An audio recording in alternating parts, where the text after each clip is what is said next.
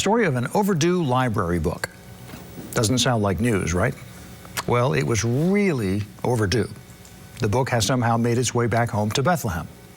And like any good book, it's got quite the story. WFMZ's Josh Berk explains.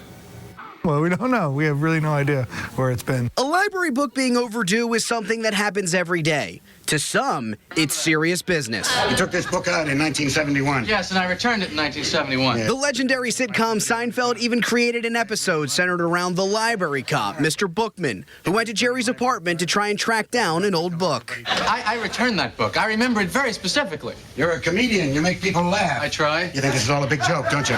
We're pretty much more gentle than that. Josh Berk has been the executive director of the Bethlehem Area Public Library the last 6 years. In all of your time, have you ever heard a story like this? You know, this is probably a record-setting number of years old. Try 40 years overdue. That's when Happy Birthday, Baby Jesus was checked out. It's on the slip, December 18th, 1980, so they were not kidding. It was checked out of the Bethlehem Library by someone. After that long, like the records don't even exist, so we couldn't even find out who had it. And then, 4 decades later, it was returned, appropriately enough for a book about Jesus, to the library in Nazareth. By whom, we don't know. Books disappear, it happens, but it's unusual for it to find its way back after all that time. And after all that time, you're probably wondering about the fine. We did the math. It was a couple $1,000s, 20 cents a day.